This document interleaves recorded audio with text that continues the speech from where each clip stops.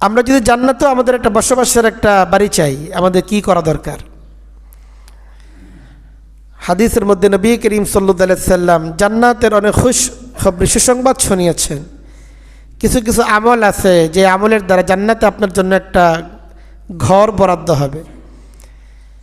জান্নাতের ঘর সাধারণ কোনো ঘর না। জান্নাতের ঘর হবে এমন ঘর যেই ঘর কোনো দিন মলিন হবে না। জান্নাতের ঘর কোনো দিন পুরনো হবে না। সেখানে কোনো দিন ধুলোবালি জন্মাবে না। যেই ঘরের মধ্যে কোনো দিন ভ্যাপসা দুর্গন্ধ পাওয়া যাবে না।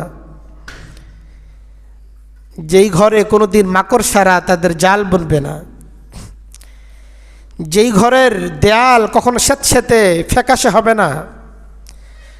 জান্নাতের দেয়ালগুলো কোনো দিন খসে খসে পড়বে না। জান্নাতের নিয়ামত চিরন্তন নিয়ামত, অনন্ত সীমকাল পর্যন্ত তার নিয়ামত অবিকল। প্রথম দিন যেমন ছিল, যত দিন যাবে নিয়ামতের বৃদ্ধি উত্তর বাড়তেই থাকবে। প্রত্যেকটা মানুষেরই রয়েছে। যে ব্যক্তি এই প্রয়োজনগুলো পূরণ করতে পারে, যাকে আল্লাহ তাআলা সেই প্রয়োজনীয় জিনিসগুলো দান করেন, লোকটা ভাগ্যবান। আল্লাহ তাআলা যে সকল প্রয়োজন দিয়ে মানুষকে তৈরি করেছেন, তার মাঝে অন্যতম একটি প্রয়োজন হচ্ছে মানুষের বাসস্থান। একটা বাসস্থান প্রত্যেকের জন্যই প্রয়োজন। প্রত্যেকটা মানুষই চায় দিন শেষে সারাদিনের ক্লান্তি দূর করার জন্য, অবসাদ দূর করার জন্য একটু মাথা গোজার ঠাঁই চায়। তার ক্লান্তি অবসাদগুলো ঝেড়ে ফেলবে, বিশ্রামের জন্য একটু জায়গা চায়। দিন শেষে যেখানে সে এসে ফিরবে, একটা ঘর, একটা বাড়ি, এটা প্রত্যেকটা মানুষের জীবনেরই কামনা। বহু মানুষ বাড়ি নাই, ঘর নাই, জীবনভর পরিশ্রম করে, বেলা শেষে স্বপ্ন দেখে যে অন্তত মাথা গোজার একটা ঠাঁই তো থাকা দরকার। অনেকে যাদের ভাগ্য নসিব জীবনের শুরু থেকেই বাসস্থান লাভ করেন, ব্যক্তিগত বাসস্থান। আর অনেকেই জীবনের সূচনাতে হয়তো ভাড়া বাড়িতেই জীবন চলে যায়। জীবনের শেষ লগ্নে এসে সারা জীবনের সঞ্চয়ের টাকা, পেনশনের টাকা, এগুলোর মাধ্যমে একটা বাড়ি, একটা ঘর তিনি নির্মাণ করেন। ঘরটা যেমনই হোক, সবাই চায় আমার একটা ঘর হোক যেটা আমার ঘর। আল্লাহ রাসূল সাল্লাল্লাহু আলাইহি ওয়াসাল্লাম হাদিসের মধ্যে বলেন, মান কানা আমিনান ফি সিরবিহি মুআফিয়ান ফি জাসাদিহি ইনদাহু কুত ইয়াউমিহি ফাকান্নামা হিদাত লাহুদ দুনিয়া। নবী করিম সাল্লাল্লাহু আলাইহি ওয়াসাল্লাম বলেন, যে ব্যক্তির একটা বাসস্থান আছে, নিরাপদ বাসস্থান, যেখানে নিরাপত্তার সাথে সে বসবাস করতে পারে, মুআফিয়ান ফি জাসাদিহি, আল্লাহ তাআলা তাকে সুস্থ একটা দেহ দান করছেন, ওয়া ইনদাহু কুত ইয়াউমিহি, এবং তার কাছে আজকের দিনে যতটুকু খাবারের প্রয়োজন সেই খাবারটাও তার মজুদ আছে, তার বাসস্থান আছে, সুস্থ একটা দেহ আছে, আবার তার অন্নও আছে। নবী করিম সাল্লাল্লাহু আলাইহি ওয়াসাল্লাম বলেন, ফাকান্নামা হিদাত লাহুদ দুনিয়া, তাকে তো আল্লাহ তাআলা দুনিয়া ভরপুর করে দিলেন। তো এই যে চাহিদাটা নবী করিম সাল্লাল্লাহু আলাইহি ওয়াসাল্লাম বলতেছেন, যার একটা বাসস্থান আছে, তো বোঝা যায় বাসস্থানটা প্রয়োজন। এই বাসস্থান আমরা সকলেই চাই যে আমাদের ঘরটা সুন্দর হোক, পরিপাটি হোক, সাজানো গোছানো হোক। তো যেই বাসস্থানটাকে সাজানোর জন্য, যেই বাসস্থান গড়ার জন্য আমাদের এত আয়োজন, এত পরিশ্রম, এত ক্লান্তি, একটা ঘরের জন্যই তো এত কিছু, একটা বাড়ির জন্যই তো এত কিছু। তো যে বাড়িটা আমরা গড়ি, এই বাড়িটার হালত কি? এই বাড়িটা যদি কয়েকদিন ঝাড়ু দেওয়া না হয়, পরিষ্কার করা না হয়, ধুলো জমে যায়। সময়ের ব্যবধানে যেই বাড়িটা এত সুন্দরভাবে রং করা হয়েছে এটা একসময় মলিন হয়ে যায়। একটা সময় আসে দেয়ালের প্লাস্টারগুলো খসে খসে পড়তে থাকে।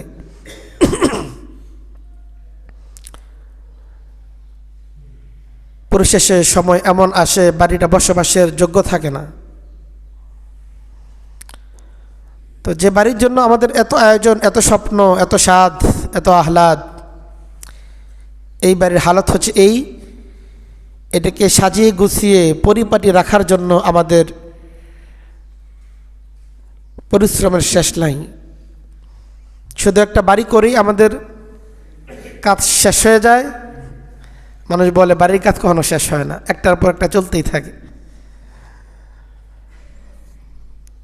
তো বাড়িটা যেমনই হোক, আমাদের বাড়ি, নিজেদের বাড়ি।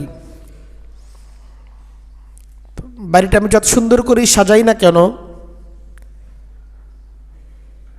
যত দামি দামি টাইলস ইত্যাদি আমরা ব্যবহার করি না কেন, এটাকে সাজাইয়ে রাখার জন্য, গুছিয়ে রাখার জন্য আমাদের যত আয়োজনই থাক না কেন, একটা সময় অবশ্যই আসে এই বাড়িটাকে আমাদের ছেড়ে দিতে হয়। চাইলেও এই বাড়িতে আমরা থাকতে পারি না। যে বাড়ির জন্য আমরা এত স্বপ্ন দেখতেছি যে একটা বাড়ি করব,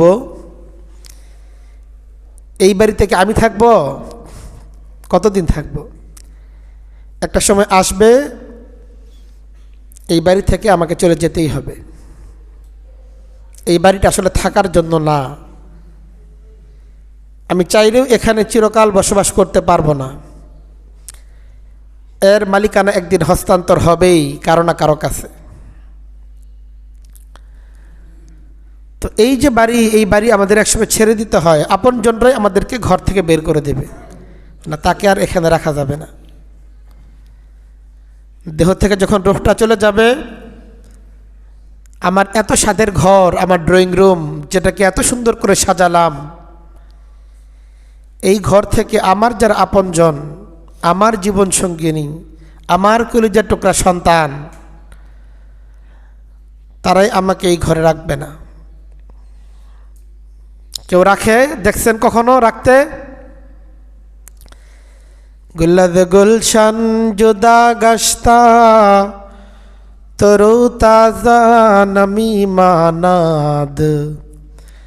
গুল্লাদ গুলশান জুদা গশতা তরু তাজা নমি মানাদ। अगर मानद शबे मानद शबे दीगर नमी मानद। अगर मानद शबे मानद शबे दीगर नमी मानद। हमेशा इज़्ज़त मेहमान बैक खाना नमी मानद। हमेशा इज़्ज़त मेहमान बैक खाना नमी मानद। अगर मानद शबे मानद शबे दीगर नमी मानद। अगर मानद शबे मानद शबे दीगर नमी मानद। कवि বলতেছেন বাগানে যে ফুলটা ফুটছে এই ফুলটা ঝরবেই। বাগানে যে ফুলটা ফুটছে এই ফুলটা একসময় ঝরার সময় আসবেই। এর সুবাস একসময় মিলিয়ে যাবেই।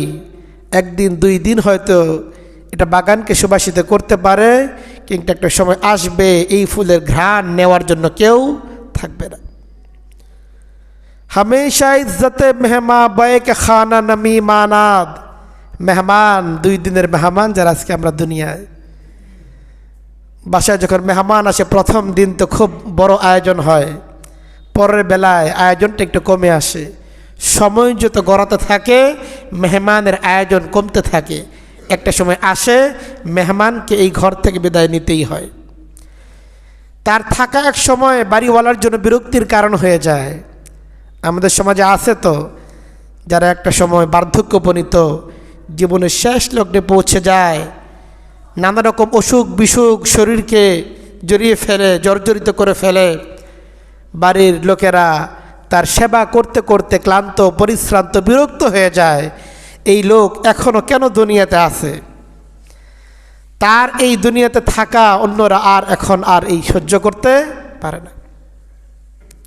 এটাই তো জীবনের পরিণতি। তো দুনিয়া থেকে একদিন আমাদেরকে যেতেই হবে। এই স্বাদের বাড়ি, যেই বাড়ি নিয়ে এত স্বাদ, এত স্বপ্ন, এত আয়োজন, এত কান্নাকাটি, এত পরিশ্রম,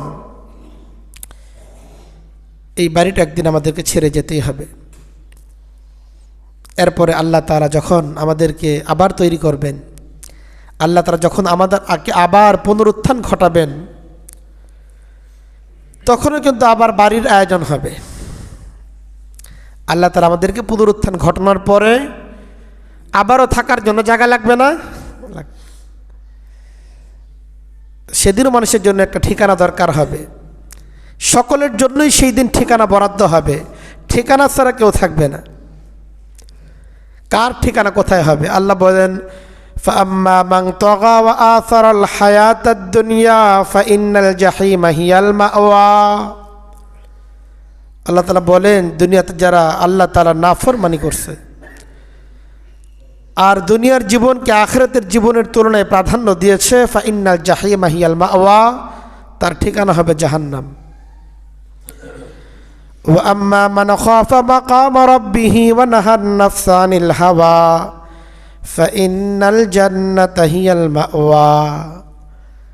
আর যে ব্যক্তি এই ভয় করছে যে আমাকে একদিন আমার রবের সামনে দাঁড়াইতে হবে, ওয়া নাহান নাফসা আনিল হাওয়া, এবং নিজের মনকে দুনিয়াবি চাহিদা পূরণ করা থেকে, অবৈধ চাহিদা পূরণ করা থেকে নিজের মনকে হেফাজত করছে, ফাইন্নাল জান্নাতা হিয়াল মাওয়া, তার ঠিকানা হবে জান্নাত।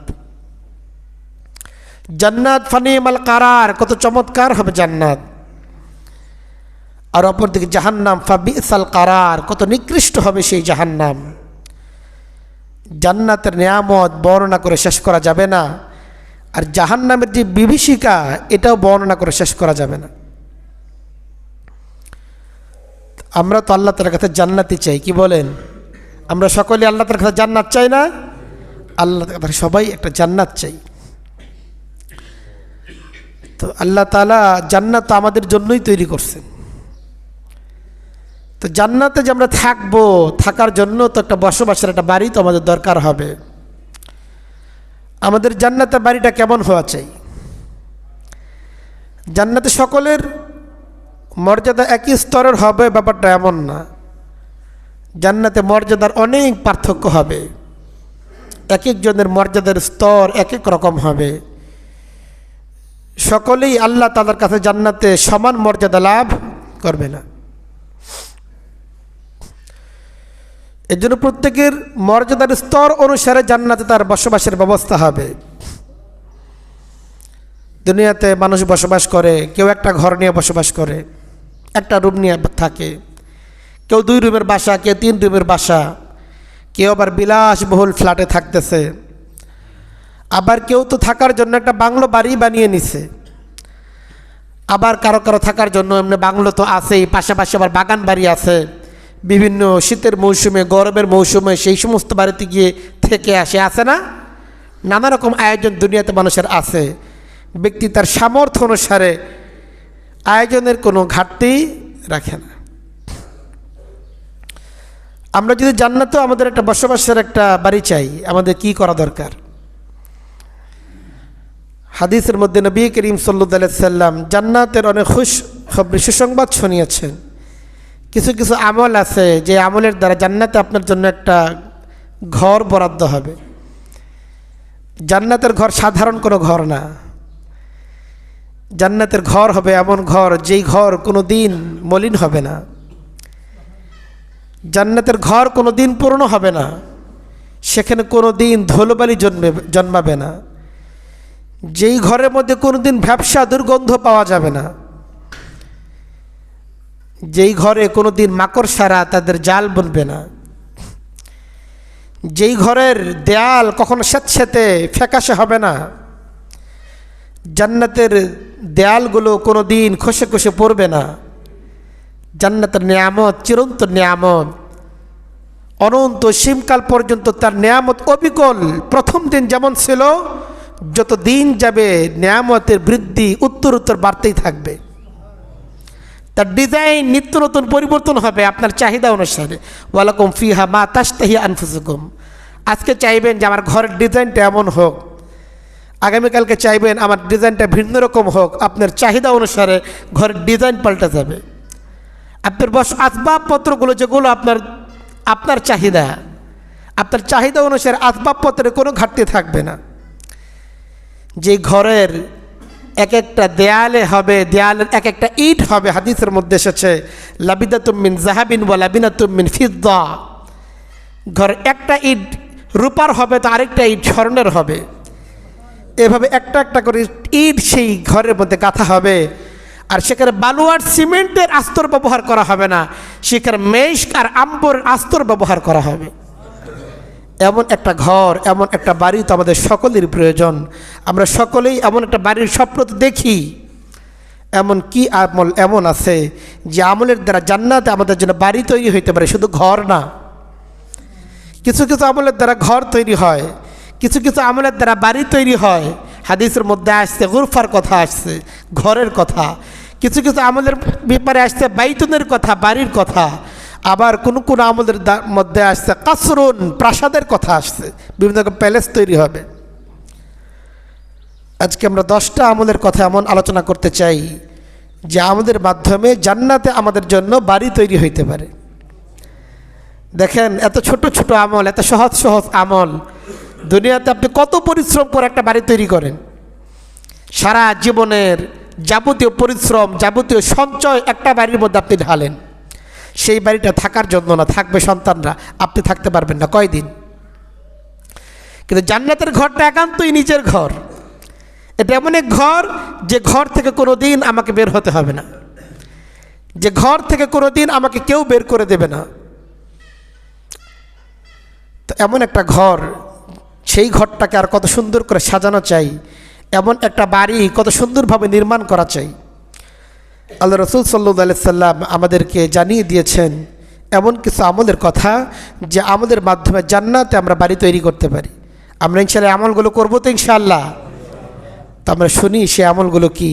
নবী করিম সাল্লাল্লাহু আলাইহি সাল্লাম হাদিসের মধ্যে যে আমলগুলোর ব্যাপারে বলেছেন, এই আমলগুলো যে বান্দা করবে জান্নাতে আল্লাহ তাআলা তার জন্য বাড়ি তৈরি করবেন।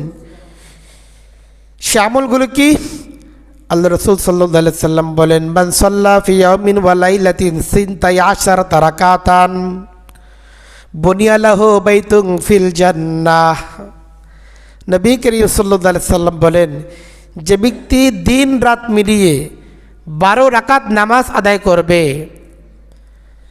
আল্লাহ তাআলা তার জন্য জান্নাতে ঘর তৈরি করবেন। জান্নাতে বাড়ি তৈরি করবেন, ঘর না, বাড়ি তৈরি করবেন। মান সাল্লা ফি ইয়াউমিন ওয়া লাইলাতিন সিনতাই আশারাতা রাকাতান, 12 রাকাত, ফজরের আগে 2 রাকাত, জোহরের আগে 4 রাকাত, জোহরের পরে 2 রাকাত, মাগরিবের পরে 2 রাকাত, এশার পরে 2 রাকাত, 12 রাকাত। এই 12 রাকাত নামাজের কথা বলা হয়েছে।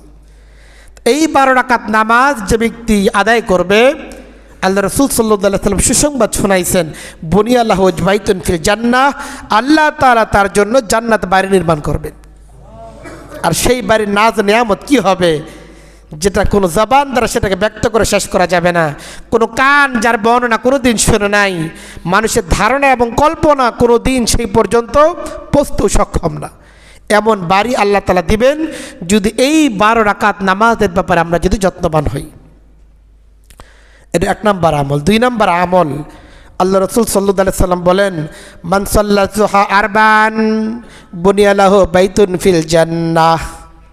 নবী করিম সাল্লাল্লাহু আলাইহি সাল্লাম বলেন, যে ব্যক্তি চাশতের নামাজ 4 রাকাত আদায় করবে, যে ব্যক্তি চাশতের 4 রাকাত নামাজ আদায় করবে, ইশরাকের পরের যে সময়টা একেবারে জাওয়ালের পূর্ব পর্যন্ত, সূর্য পশ্চিম আকাশে হেলে পড়ার পূর্ব পর্যন্ত যে সময়টা, এটা হচ্ছে চাশতের সময়।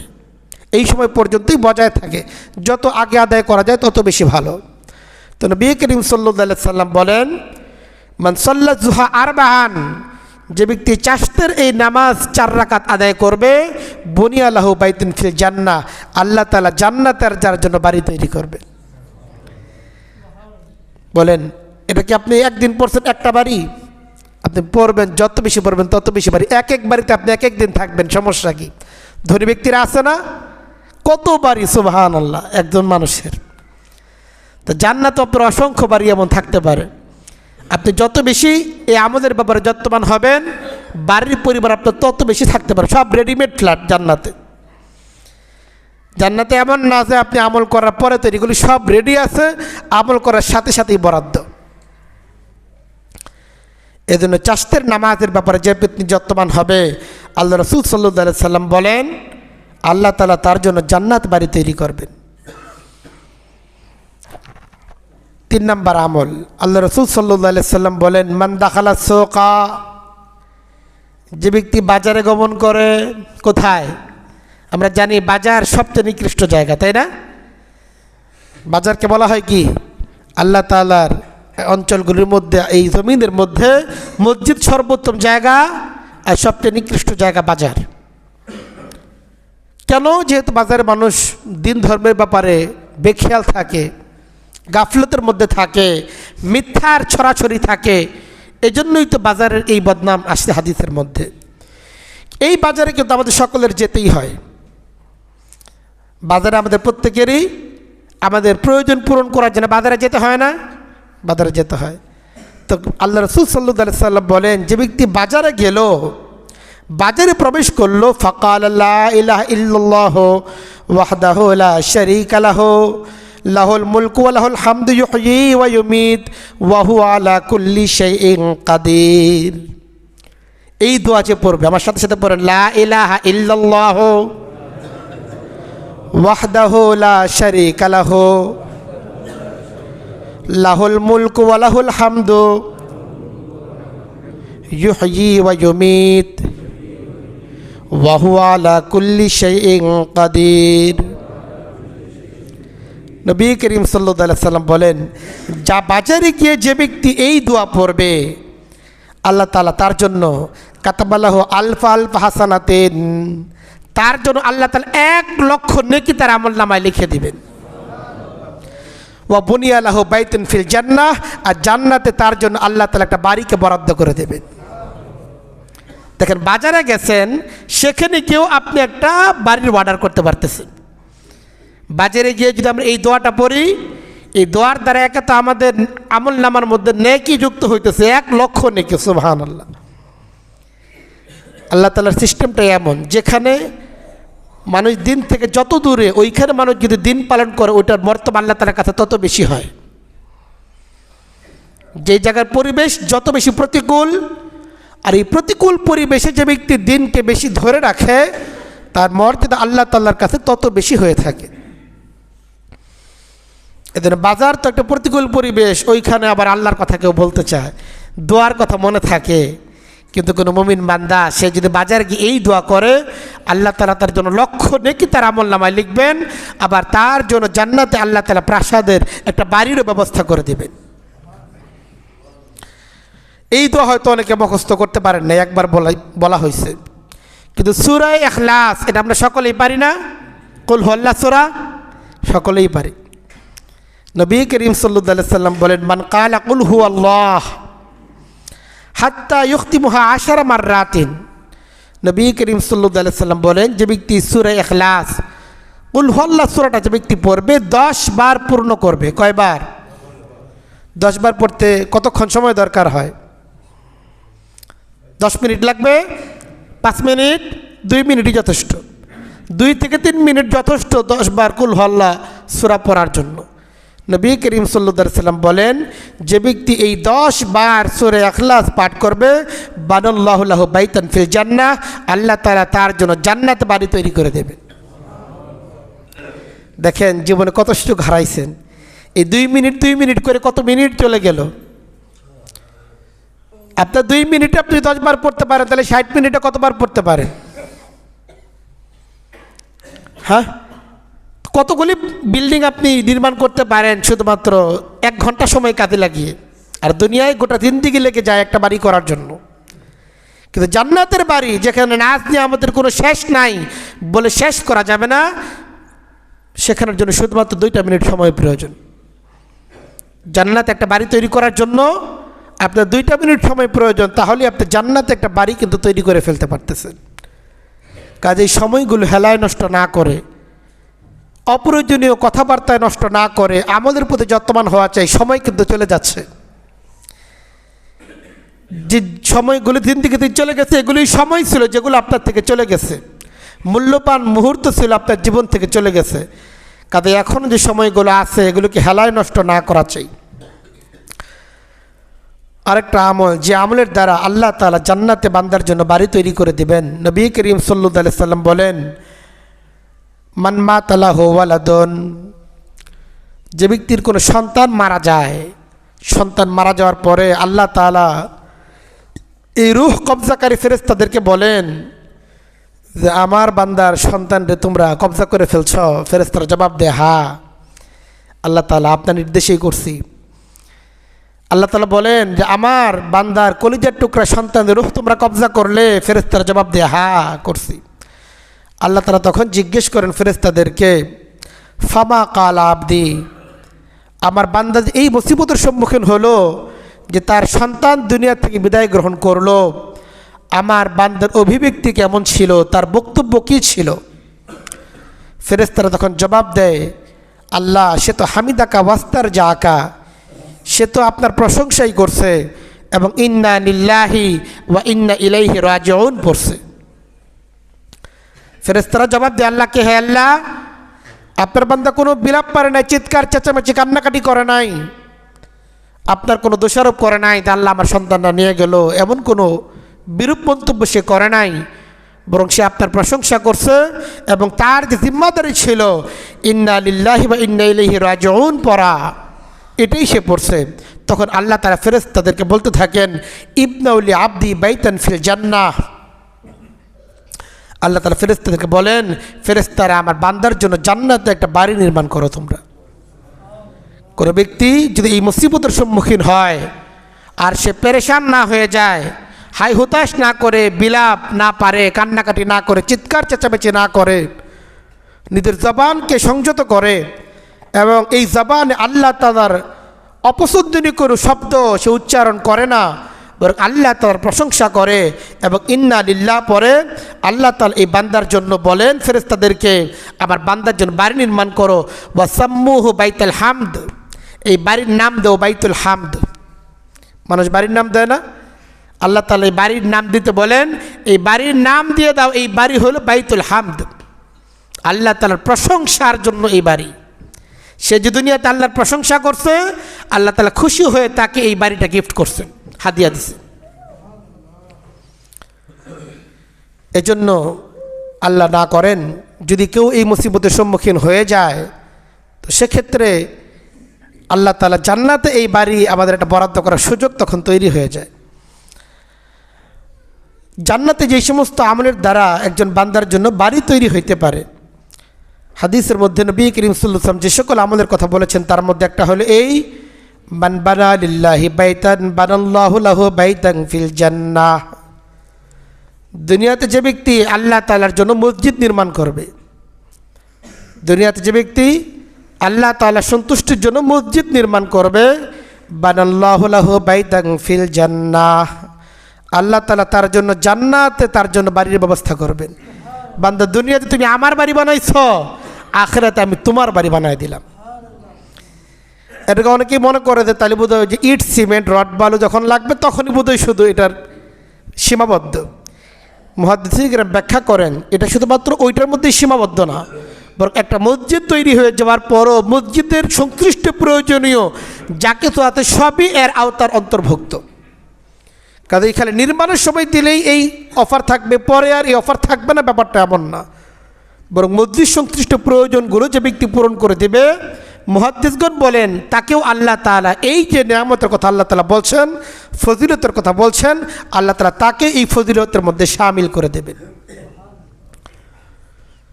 যে সকল আমলের দ্বারা আমরা জান্নাতে একটা বাড়ি নির্মাণ করতে পারি তার মধ্যে একটা আমল, খুব ছোট্ট একটা আমল, প্রতিদিন নামাজের সময় বলতে হয়, করতে চায় না। অথচ ছোট্ট একটা আমল, এই আমলের দ্বারা জান্নাতে বাড়ি নির্মাণ করা যায়। সে আমলটা কি? আল্লাহ রাসূল সাল্লাল্লাহু আলাইহি সাল্লাম বলেন, মান সাদ্দা ফুরজাতান বানাল্লাহু লাহু বাইতান ফিল জান্নাহ। যে ব্যক্তি কাতারের মাঝখানের যে গ্যাপগুলো আছে, ফাঁকা স্থানগুলো আছে, একজন ব্যক্তি দাঁড়ানোর কোনো রকম সুযোগ আছে, এই জায়গার ফাঁকা স্থানটা যেটা আছে, এই ফাঁকা স্থানকে পূরণ করবে, পূরণের ব্যবস্থা করে দেবে। বানাল্লাহু লাহু বাইতান ফিল জান্নাহ, আল্লাহ তাআলা তার জন্য জান্নাতে বাড়ি নির্মাণ করবেন। কাতারে অনেক সময় আমরা দাঁড়াই, দেখা যায় আরেকজন দাঁড়াইতে পারে, অল্প একটু জায়গা আছে, দুইজন ব্যক্তি সাইড থেকে একটু চাপ দিলেই কিন্তু আরেকজন দাঁড়ানোর সুযোগ হয়ে যায় সুন্দরভাবে। ওই সুযোগটা দেয় না, বরং দুইজন আরেকটু ফাঁকা, আরেকটু পাটা দুটা ছড়িয়ে দিয়ে জায়গাটাকে দখল করে ফেলে, যেন আরেকজন দাঁড়ানোর কোনো সুযোগ না থাকে। এটা হয়, এর একটু পরেই দেখবেন যে হইতেছে, কিছু লোক এটা করতেছে। তো আরেকজন লোক দাঁড়াতে পারে, একটু ফাঁকা আছে, উনি একটু সরে গেলেই পেছন থেকে একজন এসে দাঁড়াতে পারে, এই সুযোগটা দিতে চায় না। অথচ এই ছোট্ট একটা আমল, এই আমলের মাধ্যমে জান্নাতে আমরা একটা বাড়ি আল্লাহ তাআলার পক্ষ থেকে পেতে পারি। হাদিসের মধ্যে এসেছে, নবী করিম সাল্লাল্লাহু আলাইহি সাল্লাম বলেন, বান সাদ্দা ফুরজাতান, যে ব্যক্তি কাতারের মাঝখানের যে ফাঁকা স্থানগুলো, এই ফাঁকা স্থানগুলো পূরণ করে দাঁড়াবে, বানাল্লাহু লাহু বাইতান ফিল জান্নাহ, আল্লাহ তাআলা তাকে জান্নাতের বাড়ি দিয়ে দেবেন। 8 নম্বর আমল, যে আমলের মাধ্যমে জান্নাতে আল্লাহ তাআলা আমাদের জন্য বাড়ি নির্মাণ করবেন। নবী করিম সাল্লাল্লাহু আলাইহি সাল্লাম বলেন, আনা যাইমুন বিবাইতিন ফি আলাল জান্নাহ লিমান হাসানা খুলুকাহু। নবী করিম সাল্লাল্লাহু আলাইহি সাল্লাম বলেন, ওই ব্যক্তির জন্য জান্নাতের একটা বাড়ির জিম্মাদার আমি। কে বলতেছেন? আল্লাহ রাসূল সাল্লাল্লাহু আলাইহি সাল্লাম বলতেছেন, রাসূলুল্লাহ সাল্লাল্লাহু আলাইহি ওয়াসাল্লাম বলতেছেন, জান্নাতের ওই ব্যক্তির একটা বাড়ির জিম্মাদার আমি। নবী করিম সাল্লাল্লাহু আলাইহি সাল্লাম যার জন্য একটা বাড়ির জিম্মাদার হবেন, ওর বাড়ি না পাওয়ার কোনো সম্ভাবনা আছে? নিশ্চিতভাবে এই বাড়ি এই ব্যক্তি লাভ করবেই, কোনো সম্ভাবনা নেই। কারণ মধ্যস্থকারী অনেক বিশ্বস্ত এবং তার পাওয়ার অনেক বড়, কাজে না পাওয়ার কোনো সম্ভাবনা নাই। তো নবী করিম সাল্লাল্লাহু আলাইহি সাল্লাম বলেন, জান্নাতে আমি ওই ব্যক্তির জন্য একটা বাড়ির জিম্মাদার। আবার জান্নাতের কোথায়? নবীজি বলেন, ফি আলাল জান্নাত, জান্নাতের সর্বোচ্চ জায়গায়। আমাদের সর্বোচ্চ কিছু জায়গা আছে না? সব জায়গার ডিমান্ড কি একরকম থাকে? থাকে না। তো নবীজি বলেন, জান্নাতের সর্বোচ্চ জায়গায় আমি ওই ব্যক্তির জন্য একটি বাড়ির জিম্মাদার, লিমান হাসানা খুলুকাহু, যে ব্যক্তি তার আখলাককে সুন্দর করে, যে ব্যক্তি তার আচার আচরণকে সুন্দর করে, তার চরিত্রকে সুন্দর করে, ওই ব্যক্তির জন্য আমি জান্নাতের একটা বাড়ির জিম্মাদার। 9 নম্বর, নবী করিম সাল্লাল্লাহু আলাইহি সাল্লাম বলেন, আনা যাইমুন ফি রাউজিল জান্নাহ, আনা যাইমুন ফি ওয়াসতিল জান্নাহ লিমান তারাকাল কাযিবা ওয়া ইন কানা মাযিহান। আল্লাহ রাসূল সাল্লাল্লাহু আলাইহি সাল্লাম বলেন, ওই ব্যক্তির জন্য আমি জান্নাতে একটি বাড়ির জিম্মাদার, লিমান তারাকাল কাযিবা, যে ব্যক্তি মিথ্যাকে ত্যাগ করে, ওয়া ইন কানা মাযিহান, যদিও সেটা ঠাট্টাবশত হয়। অনেক সময় কোনো কোনো মানুষ মিথ্যা বলে, ধরা পড়লে বলে আমি তো ঠাট্টা করছিলাম, এমনিই বলছি। ঠাট্টা করে কি মিথ্যা বলার সুযোগ আছে? হাসি তামাশার ছলে মিথ্যা বলার সুযোগ আছে? মিথ্যা তো মিথ্যাই। তো নবী করিম সাল্লাল্লাহু আলাইহি সাল্লাম বলেন, যে ব্যক্তি ঠাট্টার ছলেও মিথ্যা কথা বলে না, ওই ব্যক্তির জন্য জান্নাতে আমি একটা বাড়ির জিম্মাদার হব। সেই বাড়িটা কোথায় থাকবে? ফি ওয়াসতিল জান্নাহ, জান্নাতের একেবারে মিডিল জায়গার মধ্যে থাকবে। জান্নাতের একেবারে মাঝখানে, শহরের মাঝখান থাকে না, একটা শহরের একটা মাঝখান থাকে, যে এই মাঝখানের ডিমান্ড অনেক বেশি, শহরের মধ্য জায়গা, সবাই এখানে একটা দোকান চায়, একটা বাড়ি চায়, এখানে একটা প্লট সকলেই বরাদ্দ পেতে চায়। তো নবী করিম সাল্লাল্লাহু আলাইহি সাল্লাম বলেন, আনা যাইমুন বিবাইতিন ফি ওয়াসতিল জান্নাহ, আমি তার জন্য জান্নাতের একেবারে মধ্য জায়গার মধ্যে, মাঝখানের জায়গার মধ্যে একটা বাড়ির জিম্মাদার, লিমান তারাকাল কাযিবা ওয়া ইন কানা মাযিহান, যে ব্যক্তি মিথ্যা কথা বলে না, এমনকি ঠাট্টার ছলেও মিথ্যা কথা বলে না। 10 নম্বর আমল, যে আমলের জন্য আমাদের জান্নাত একটা বাড়ি তৈরি হইতে পারে। আল্লাহ রাসূল সাল্লাল্লাহু আলাইহি সাল্লাম বলেন, আনা যাইমুন ফি রাউজিল জান্নাহ লিমান তারাকাল মিরাআ ওয়া ইন কানা মুহিক্কান, আমি জান্নাতের বাগান এলাকায় আমাদের ময়মনসিংহে এরকম নাই, ধানমন্ডিতে আছে, লেক ভিউ আছে, আপনার বাড়ি আছে। আমাদের ময়মনসিংহে হয়তো আছে রিভার ভিউ প্রকল্প, বাসা থেকেই একেবারে নদী দেখা যায়, লেক দেখা যায়। এই সমস্ত বাড়িগুলোর ডিমান্ড হয় অনেক। গুলশানেও আছে এমন লেক আছে, লেকের পাড়ের বাড়িগুলোর ডিমান্ড অনেক, কারণ ওইখানে প্রাকৃতিক পরিবেশটা অত্যন্ত চমৎকার। তো নবী করিম সাল্লাল্লাহু আলাইহি সাল্লাম বলেন, জান্নাতের যে বাগান এলাকা আছে সেখানে আমি একজন ব্যক্তির জন্য একটা বাড়ির জিম্মাদার হব। লিমান তারাকাল মেরা, যে ব্যক্তি ঝগড়া ফাসাদ ত্যাগ করে, ওয়াইনকার মহিকান, যদিও হক তার তবুও সে ত্যাগ করে। হকটা তার, কিন্তু শুধুমাত্র ঝগড়া বিবাদ এড়ানোর জন্য সে ছেড়ে দেয়, থাক তুমিই নাও। এমন হয় কি হয় না? অনেক সময় একজন ব্যক্তি থাকে যে না হক তারই, কিন্তু এত ছোট্ট চিন্তা করা আছে, ঠিক আছে থাক, এখন এটা নিয়ে কথা বলতে গেলে কথা বাড়বে, আমি ঝগড়া দিয়ে গেলাম না, তোমার 5 পয়সা বেশি দিয়ে দিলাম, 5 টাকা 10 টাকা বেশি দিয়ে দিলাম, তবু আমি ঝগড়ায় গেলাম না। তো যে ব্যক্তি এমনটা করবে, নবী করিম সাল্লাল্লাহু আলাইহি সাল্লাম বলেন, আমি জান্নাতের জন্য, জান্নাতের একেবারে বাগান এলাকার মধ্যে তার জন্য একটা বাড়ির জিম্মাদার হব। আমার ভাইরা, যে আমলগুলির কথা বললাম, এই আমলগুলো কোনোটাই খুব বেশি কঠিন এমন না, কিছু কিছু আমল তো একেবারেই সহজ আমল। এরপরও যদি আমরা জান্নাতের এই সমস্ত বাড়িগুলো মিস করে ফেলি, জান্নাতের এই সুযোগগুলোকে আমরা যদি কাজে না লাগাই, আমাদের মতো হতাশা এবং আফসোস কারো থাকবে না। বাকি এখানে একটা কথা, যেটা সর্বশেষ যে হাদিসটা বললাম, হক যে ব্যক্তি ছেড়ে দেয়, একটা হক তো হচ্ছে ব্যক্তিগত হক, এটা হলো ব্যক্তিগত হকের ক্ষেত্রে প্রযোজ্য। এটা আমার ব্যক্তিগত হক, আমি আমার ব্যক্তিগত হকটাকে ছেড়ে দিলাম শুধুমাত্র জান্নাতের আশায়, জান্নাত লাভের আশায়। কিন্তু আরেকটা হলো হক বাতিল, শরীয়তের হক, দ্বীনের হক। দ্বীনের হকের তাকাদা হলো এই যে এই ক্ষেত্রে আমি নীরব হব না, এই ক্ষেত্রে আমাকে কথা বলতেই হবে। সেই ক্ষেত্রে কোনো মুমিনের জন্য ছাড় দেওয়ার কোনো অবকাশ নাই। আমার প্রসঙ্গ ইতিমধ্যে আলোচনা শেষ হয়ে গেছে, কিন্তু বর্তমানে বাংলাদেশের যে সার্বিক পরিস্থিতি, মিডিয়ার মাধ্যমে যে সমস্ত তথ্য ইতিমধ্যে আপনাদের অনেকেরই কানে এসেছে, উম্মতে মুসলিমার অভ্যন্তরীণ এই সকল মতভেদপূর্ণ বিষয়, বিভেদপূর্ণ বিষয়গুলোতে মসজিদের এই মিম্বরে আমি কখনো কথা বলতে স্বস্তি বোধ করি না, আমি চাই না কথা বলতে। এখানে আমি এসেছি প্রায় 7 বছর হয়েছে। অনেকের সাথে অনেক পথ, অনেক মতের সাথে আমাদের মতের মিল আছে, বেদাতি ভাইদের সাথে আমাদের মতের মিল আছে, অমিল আছে। যারা আমাদের সমাজে সুন্নি নামে পরিচিত, তাদের সাথে মতের অমিল আছে। আমাদের বিভিন্ন রাজনৈতিক সংগঠন, তাদের সাথে মতের অমিল আছে, কিন্তু তাদের নাম বলে বলে কখনো আমরা ডাইরেক্ট কোনো কথা বলি না। বিশেষ করে উম্মতে মুসলিমার ভেতরগত অভ্যন্তরীণ যে বিষয়গুলো আছে, এগুলো আমাদের জন্য অনেক পীড়াদায়ক, এগুলো আমাদের জন্য অনেক কষ্টের। এই সকল বিষয়ে আমরা কথা বলতে চাই না, কিন্তু যখন দেয়ালে পিঠ থেকে যায়, না বলে থাকার কোনো সুযোগ থাকে না, মানুষ নানা রকম বিভ্রান্তিতে ভুগতে থাকে, তখন নিজেদের ইমানি জিম্মাদার হিসেবে আমাদেরকে কিছু কথা বলতে হয়। কাজে আমার সময় যদিও শেষ হয়ে গেছে, আমি ছোট্ট করে একটা কথা বলে দিচ্ছি। আমাদের বাংলাদেশের দাওয়াত তাবলীগের মেহনতের মধ্যে যে বিভেদ মাওলানা সাদ সাহেবের ক্ষমতাকে কেন্দ্র করে তৈরি হয়েছে, এটা অত্যন্ত দুঃখজনক একটা ব্যাপার। মাওলানা সাদ সাহেবের কী ভুলগুলো আছে, তিনি সেই সমস্ত ভুলগুলো থেকে ফিরে এসেছেন কিনা, এগুলো অনেক লম্বা চড়া আলোচনার বিষয়, এই মজলিসে এই অল্প সময় বলা সম্ভব না। বাকি 2টা ভাগ হয়ে গেছে, এটা তো জনগণের কাছে স্পষ্ট। এখানে 2টা ভাগ তৈরি হয়েছে, মানুষ মনে করে না 2টাই তো ঠিক, 2টাই তো চলতে পারে, সমস্যা কি আছে। 2টা পক্ষ মনে করতেছে। আমি আপনাদেরকে কোন পক্ষ হক কোন পক্ষ বাতিল এটার দিকে যাচ্ছি না, আমি শুধুমাত্র একটা ফর্মুলা বলে দিচ্ছি।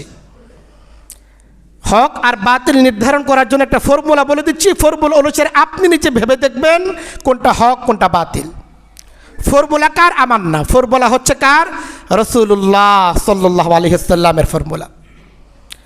আল্লাহ তাআলা এবং আল্লাহ রাসূল সাল্লাল্লাহু আলাইহি ওয়াসাল্লাম আমাদেরকে এই নির্দেশ দিয়ে গিয়েছেন, যখন তোমাদের মধ্যে কোনো বিভক্তি দেখা দেয়, তখন তো কোরআনের দিকে আসো, সুন্নাহর দিকে আসো, যে বিভক্তির নিরসনের পদ্ধতি কী, এই বিভক্তির ক্ষেত্রে হক এবং বাতিল কোনটা, এটা পরিচয়ের পদ্ধতি কী, এটা জানার জন্য আমাদের আসতে হবে কোথায়? কোরআনের দিকে, সুন্নাহর দিকে, না একটা ব্যক্তির দিকে। আমাদের দেশের একটা বড় সমস্যা এটা, পৃথিবীর কোথাও এত এই সমস্যাটা নাই। কোনো ব্যক্তির যদি কেউ ভক্ত হয়ে যায়, এই অন্ধভক্তির জন্য সে যে কোনো রকম অপরাধ করতে রাজি, সেক্ষেত্রে অন্য কোনো বিষয়কেই সেই কোনো দলিলা দিল্লা শুনতে চায় না। বিবেক সেক্ষেত্রে কাজ আর করে না মানুষের। এটা একটা আমাদের দেশের একটা মৌলিক সমস্যা। যার ভক্ত তো ভক্তই, যে যত বাতিলই হোক, যত অপরাধী করুক, যত খুন খারাপি পর্যন্ত করুক, তারও দেখবেন কিছু ভক্তি আছে, তার এই খুন খারাপিটাকে সাপোর্ট করার মতো লোক আমাদের দেশে আছে। এটা আমাদের দেশের একটা বড় সমস্যা। দলান্ধতা, মতান্ধতা, এটা আমাদের দেশের একটা বড় সমস্যা। একবার অন্ধভক্তি ঘটে গেলে আর ফিরে আসতে পারে না। তো আমি আপনাদেরকে একটা ফর্মুলা বলে দিচ্ছি। সাহাবায়ে কেরাম নবী করিম সাল্লাল্লাহু আলাইহি ওয়াসাল্লামকে জিজ্ঞেস করেছিলেন, হে আল্লাহর রাসূল, আমাদের যদি ইখতিলাফ হয়ে যায়, হাদিসের একটা বিখ্যাত কিতাব মুজামে তাবরানী, এই তাবরানী শরীফের মধ্যে হাদিসটা আসছে, হে আল্লাহর রাসূল, আমাদের যদি ইখতিলাফ হয়ে যায় তখন আমরা কোন দিকে যাব? আমাদের মধ্যে যদি মত ভিন্নতা হয়ে যায় আমরা কোন দিকে যাব? আল্লাহ রাসূল সাল্লাল্লাহু আলাইহি ওয়াসাল্লাম বলেন, তখন তোমরা ফালাইকুম বিল ফুকহা ইল আবিদিন। নবী করিম সাল্লাল্লাহু আলাইহি ওয়াসাল্লাম বলেন, তখন তোমরা উম্মতের যারা ফকিহ আছে, দ্বীনের ব্যাপারে গভীর বুদ্ধিপত্তি রাখেন, এমন নেককার ফকিহ যারা আছেন, তোমরা তাদের অনুসরণ করবা। সাহাবায়ে কেরাম যখন জিজ্ঞেস করলেন, হে আল্লাহর রাসূল, তাদের মধ্যে যদি ইখতিলাফ তৈরি হয়ে যায়, এদিকেও দিনদার, ওদিকেও দিনদার, এদিকেও কিছু আলেম, ওদিকেও কিছু আলেম, এমন যদি হয়, সেক্ষেত্রে আমরা করবো কি? যেটা বর্তমান সমস্যার ক্ষেত্রে অনেকেই যুক্তিকে দাঁড় করাইতেছেন। তো দুই দিকেই তো হুজুররা, কোন দিকে যাব? নবী করিম সাল্লাল্লাহু আলাইহি ওয়াসাল্লাম বলেন, ইত্তাবিউস সাওয়াদ আল আযম, যেদিকে সংখ্যাগরিষ্ঠ উলামায়ে কেরামকে তুমি দেখতে পাবে, তুমি সেই পথ অবলম্বন করো। এখন আপনি ভেবে দেখেন, এই শহরে প্রায় 4 শতাধিক মসজিদ আছে। এই ময়মনসিংহ শহরে, এই শহরে অনেক বড় বড় মাদ্রাসা আছে। এখানে মুহাদ্দিস উলামায়ে কেরাম আছে, অনেক মুফতিয়ানে উলামায়ে কেরাম আছে, যাদের পিছনে আপনার নিজেরাও নামাজ আদায় করতেছেন, মাসলা মাসাইল তাদের থেকে আপনারা জানতেছেন। কিন্তু দাওয়াত তাবলীগের মেহনতের ক্ষেত্রে আপনি কেন এটা মনে করতেছেন যে এই ডক্টর সাহেব, ইঞ্জিনিয়ার সাহেব বা ডাক্তার সাহেবের প্রেসক্রিপশন অনুসারে আপনার চলতে হবে? এটিকে ডাক্তারি সাবজেক্ট। দ্বীনের সকল বিষয়, সেটা দাওয়াত তাবলীগ হোক, জিহাদ হোক, রাজনীতি হোক, সকল বিষয়ে মূল কথা বলবেন কারা? যাদেরকে নবী করিম সাল্লাল্লাহু আলাইহি ওয়াসাল্লাম বলে গেছেন, এরা হচ্ছে ওয়ারাসাতুল আম্বিয়া, নবীর ইলমের ওয়ারিস যারা, উলামায়ে কেরাম যারা, তারাই এই বিষয়ে চূড়ান্ত এবং সিদ্ধান্তমূলক কথা বলবেন। তো নবী করিম সাল্লাল্লাহু আলাইহি ওয়াসাল্লাম বক্তব্য বলে, এই ইত্তাবিউস সাওয়াদ আল আযম, আমি যে কথা বলতেছিলাম, এই শহরে 4 শতাধিক মসজিদ আছে। একজন মসজিদের ইমাম সাহেবকে দেখান, এক পক্ষে, ওই পক্ষে আছে মাওলানা সাদ সাহেবের পক্ষে, তার কথা বলতেছেন, তার পক্ষে আছেন। এই শহরের একজন মসজিদের ইমাম সাহেব একবার দেখান। এমনকি যেই সমস্ত মসজিদে এক শ্রেণীর ব্যক্তিরা মাওলানা সাদ সাহেবের অনুসারী হয়ে এই মসজিদগুলো নিজেদের দখলের মধ্যে রাখছেন, দাওয়াত তাবলীগের কাজ তারা করতেছেন। আমি আসলে এই সমস্ত কথা খুব দুঃখ নিয়ে বলতেছি, আমি বলতে চাই না, উম্মতের মধ্যে বিভক্তি এটা কখনোই চাই না। কারণ ওই লোকগুলো আমাদের পিছনে নামাজ পড়ে দিন শেষে, কিন্তু তখন দেখিয়ে দেয় না, তারা তাদের এই যে হয়তো অমুক ডক্টর সাহেবের মাধ্যমে, অমুক ডাক্তার সাহেবের মাধ্যমে তারা দুনিয়াবি কোনো উপকার লাভ করছেন, অথবা দিনের দিকে তারাই আসছেন। কিন্তু এটা কেন মনে করতেছেন যে ডক্টর সাহেব ভুলের ঊর্ধ্বে? কেন মনে করছেন ডাক্তার সাহেব ভুলের ঊর্ধ্বে? আরে মাওলানা সাহেব নিজেই তো ভুলের ঊর্ধ্বে না। আমি ভুলের ঊর্ধ্বে? ভুলের ঊর্ধ্বে না। এই জন্য ভুল সকলের হতে পারে, কিন্তু আপনি দেখেন আপনার শহরের সকল উলামায়ে কেরাম, সকল মসজিদের ইমাম সাহেবের একযোগে বলতেছেন মাওলানা সাদ সাহেব ভুল করছেন। তবু আপনার কি হইল যে আপনি এরপরও বুঝতেছেন না যে এরা ভুলের মধ্যে আছে? এইখানে কি দলিল যে বোঝানো দরকার আছে আলাদাভাবে? নবী করিম সাল্লাল্লাহু আলাইহি ওয়াসাল্লাম তাকে বলেই দিচ্ছেন, যখন উভয় দিকে বিভক্তি দেখো, দেখো উম্মতের সংখ্যাগরিষ্ঠ উলামায়ে কেরাম কোন দিকে আছে, যেদিকে আছে তুমি সেই পথ অবলম্বন করো। আমি দোয়া করি আল্লাহ তাআলা মাওলানা সাদ সাহেব যিনি আছেন, যার ক্ষমতাকে কেন্দ্র করে সারা দুনিয়া এই ফিতনা ছড়াইতেছে, আল্লাহ তাআলা তাকেও হেদায়েত দান করেন।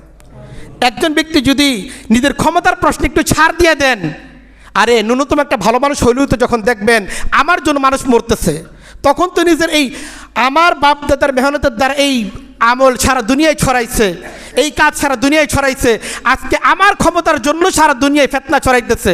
ন্যূনতম ভালো মানুষ হলেও তো এটা থেকে সরে আসার কথা, যে দরকার নাই, চলো সবাই মিলে চলি, মশওয়ারার মাধ্যমে চলি। আমরা দোয়া করি মাওলানা সাদ সাহেবকে আল্লাহ তাআলা সেই তৌফিক দান করেন। এবং আমাদের দেশে যেই সমস্ত ব্যক্তিরা উলামায়ে কেরামকে ভুল বুঝতেছেন, আমাদেরকে ভুল বুঝতেছেন, আর ডক্টর সাহেব, ডাক্তার সাহেব, ইঞ্জিনিয়ার সাহেব তাদেরকে সঠিক মনে করতেছেন, আর খুব ক্ষুদ্র একটা শ্রেণীর উলামায়ে কেরাম যাদের ব্যাকগ্রাউন্ড আমাদের জানা আছে, এই সমস্ত ব্যক্তিদেরকে আপনি সংখ্যাগরিষ্ঠ উলামায়ে কেরাম, শীর্ষস্থানীয় উলামায়ে কেরাম, প্রবীণ উলামায়ে কেরাম তাদের বিপক্ষে গিয়ে ক্ষুদ্র একটা শ্রেণীর উলামায়ে কেরামকে সমর্থন করতেছেন। আপনি জেনে রাখেন, আপনি কিন্তু নবী করিম সাল্লাল্লাহু আলাইহি সাল্লাম হক এবং বাতিল বোঝার জন্য যে মানদণ্ড দিচ্ছেন, আপনি কিন্তু এই মানদণ্ডকে লঙ্ঘন করতেছেন। আল্লাহ তাআলা দোয়া করি যারা এই ভুল পথে আছে, আল্লাহ তাআলা সকলকে ভুল পথে থেকে ফিরে আসার তৌফিক দান করেন, আর উলামায়ে কেরামকে হকের উপর একতাবদ্ধ থাকার তৌফিক দান করেন। ওয়া আখিরু দাওয়ানা আলহামদুলিল্লাহি রাব্বিল আলামিন। যারা